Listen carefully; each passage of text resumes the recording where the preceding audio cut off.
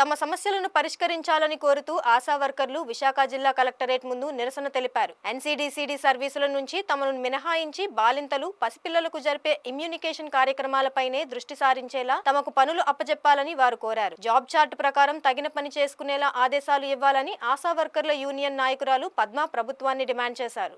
నా పేరు ఎస్ పద్మ. ఈరోజు కలెక్టర్ ఆఫీస్ దగ్గర ఆశా వర్కర్లందరూ కూడా ధర్నా చేస్తూ ఉన్నాం. ఎన్సీడీసీడీ సర్వే వచ్చిన తర్వాత ఈ ఎన్సీడీసీడీ సర్వేలో ఆశాల పనిభారం ఎక్కువైంది. గర్భిణీ స్త్రీల్ని, బాలింతల్ని పట్టించుకోవడం మానేసాం. ఈ ఎన్సీడీసీడీ సర్వే రోజుకి 60 ఇళ్ళు 70 ఇళ్ళు చేయాలని చెప్పి ఎక్కువ మమ్మల్ని ప్రజలు పెడతా ఉన్నాయి. కానీ ఈ ఎన్సీడీసీడీ సర్వేకి ఒక ఇంటి దగ్గరికి వెళ్ళి 150 క్వశ్చన్లు అడిగి చేసేటప్పటికల్లా మా పని అయిపోతుంది. కానీ ఉన్న పని గర్భిణీలు కానీ డెలివరీలకు కానీ తీసుకెళ్లే పనిలో మేము ఆశాలు లేము. ప్రజల్లో మాకు చాలా వ్యతిరేకత వస్తుంది. ఈ ఎన్సీడీసీడీ సర్వే చేస్తుండగా గర్భిణీల స్త్రీలు డెలివరీలు తీసుకెళ్ళడం మానేసి మళ్ళీ మాతృమరణాలు, శిశుమరణాలు జరుగుతాయనే భయంతో మేము ఇవాళ ఆశాలు ఎన్సీడీసీడీ నుంచి తప్పించాలని చెప్పి మేము అడుగుతా ఉన్నాం.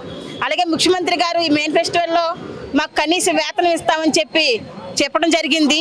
మేనిఫెస్టోలో చెప్పిన ప్రకారం మొన్న అయితే అసెంబ్లీలో మా గురించి మాట్లాడలేదు.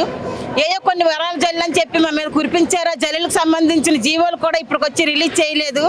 కనుక వెంటనే ముఖ్యమంత్రి గారు మాకు ఎటువంటి గత ప్రభుత్వంలో ఇచ్చిన జీవోలు కానీ ఈసారి వచ్చిన తర్వాత ప్రకటించిన జీవోలు కానీ వెంటనే ఇవ్వాలని చెప్పి మేము డిమాండ్ చేస్తూ ఉన్నాము. ఈ ఎన్సీడీసీడీ సర్వేకి సంబంధించి ఆశాలు మినహాయించాలని చెప్పి జాబ్ చార్ట్ ప్రకారం ఆశాలు పనిచేసుకొని ఇవ్వాలని చెప్పి మేము ఈవేళ కలెక్టర్ ఆఫీస్ దగ్గరికి వచ్చి ధర్నా చేస్తూ ఉన్నాం.